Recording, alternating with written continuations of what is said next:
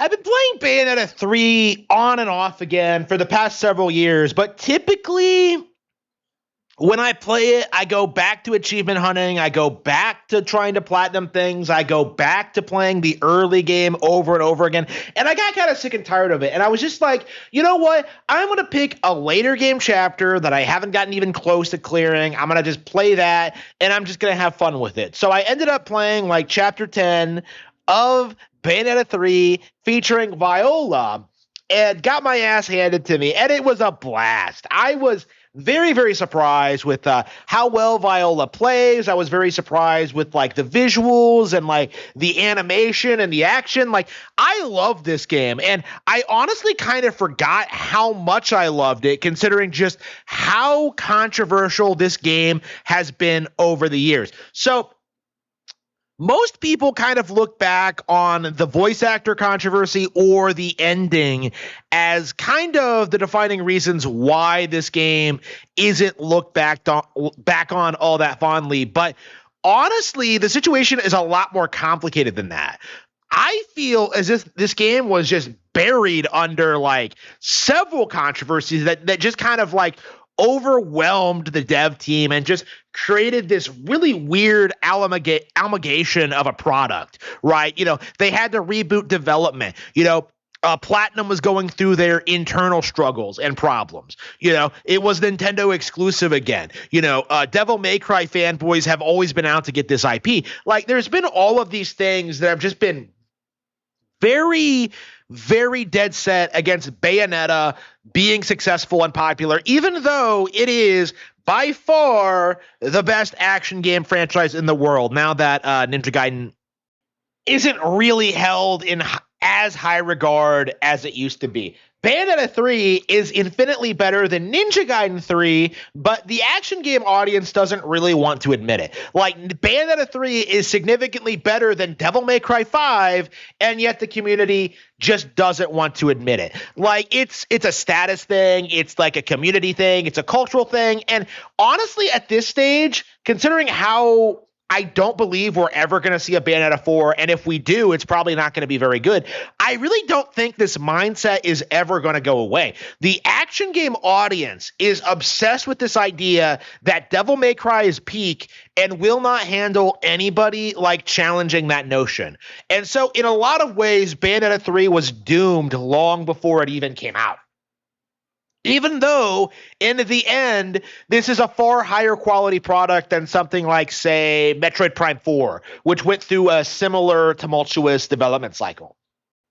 It feels almost as if there's an active agenda to stop games like this, Nintendo exclusive titles targeted towards an older demographic, to become successful, because in all honesty, the criticisms of Bayonetta 3 do not make any sense at all. Like, if you actually play this game, if you come back to it, if you learn the mechanics, if you stick with it, you'll find that in quite a lot of ways, this is in fact quite a lot better than the original, and especially the second, which is not very good to begin with. Like, Bayonetta 3 was a huge step up from 2 in every way, shape, and form, and it's very difficult to find anybody who will acknowledge it. If anything, most people will try and argue that Bayonetta 2 was a masterpiece and that 3 was a massive step down, usually by citing the story or the visual style.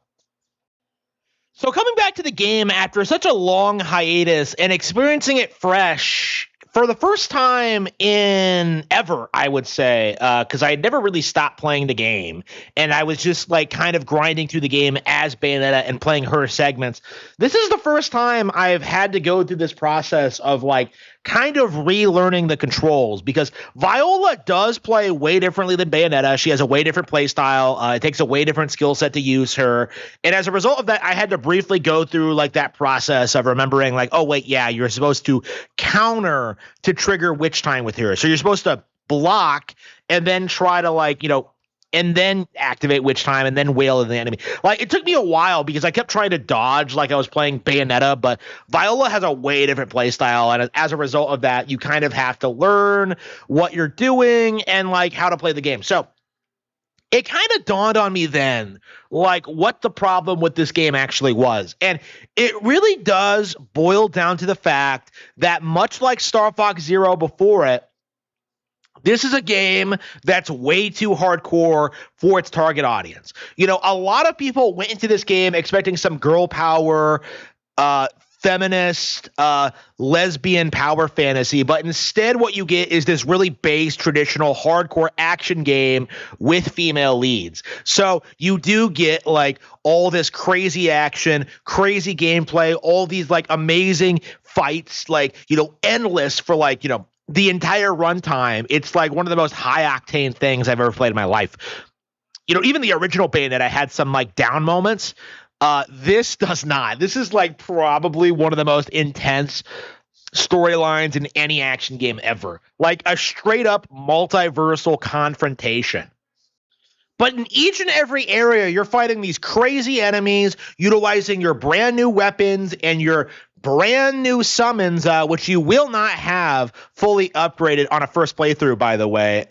You're going to be playing these stages over and over and over again, like getting better at the game, going to the platinums, finding everything there is to find, getting all the achievements, right? This is a really highly replayable game. But because so many people played it on casual, struggled, and then like cried about it, a lot of people have this idea that the game is just badly made and that it's not as good as the MC5, because this is a game that demands a lot more from you. Like, it's not something you can really beat on a first playthrough. It's not something you're going to master. It's not something that, like, you know, you'll beat once and then put down forever. Like, this is meant to be a game that's highly replayable and something you go back to time and time again. And the thing I've noticed, much like with Star Fox Zero, is that the people who play through it once and then stop are the people who hate it the most, because these are people who did not stick with the game, who think the game is over, there's nothing left to experience or discover. Like, they're not really pushing their skill set, and as a result of that, they don't understand how well made the game actually is.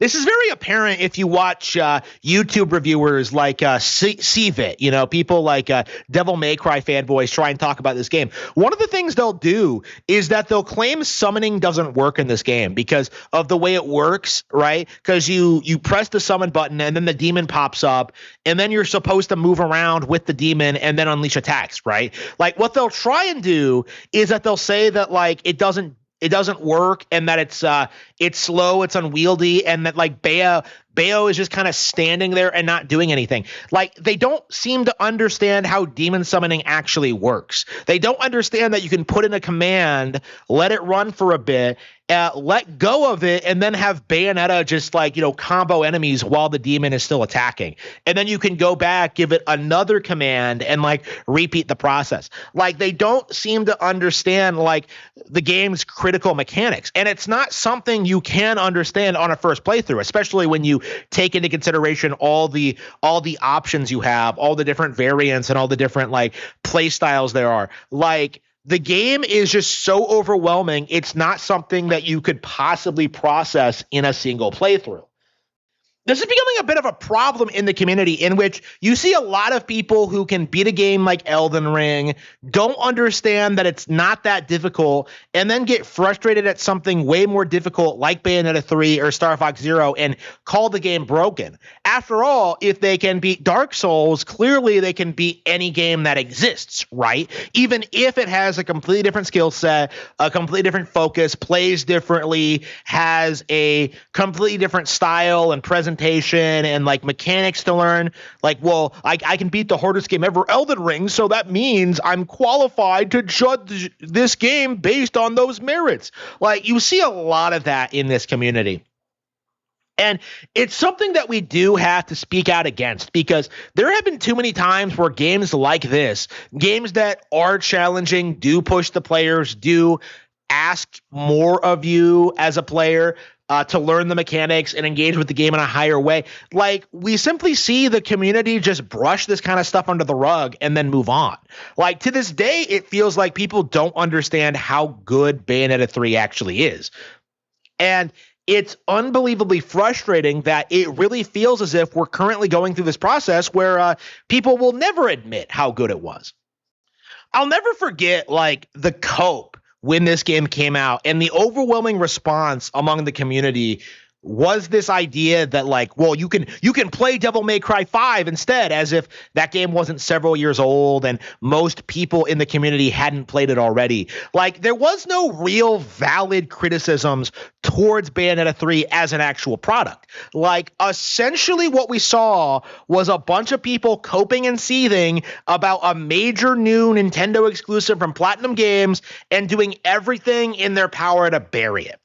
And unfortunately, this is one of those examples where they succeeded. This game was not able to transcend its reputation. It was not able to save Platinum. It was not able to get things back on track. It was a huge success story as an actual game. But when it comes to like financially, or when it comes to like, getting accreditations from the gaming community, it just didn't happen. This game did not get the props it deserved. And considering some of the weird things that happened since, like how Cereza and the Lost Demon, the immediate follow-up, got booed when it got announced by one of the people there, you really get this mindset that for a certain subsection of the gaming community, this game is one of the worst things to ever happen because it went against the gay agenda, it went against the feminist power angle, it went against like everything that a lot of these people were glazing Bayonetta 2 for.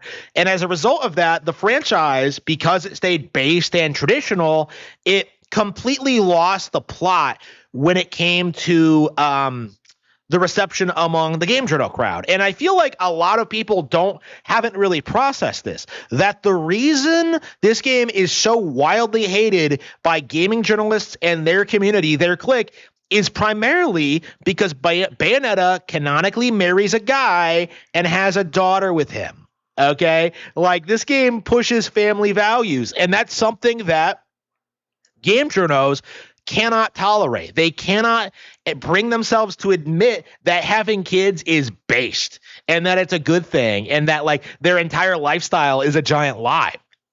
Like, what we've seen is just, I think, probably going to be the last example of a game that's demonized for political reasons.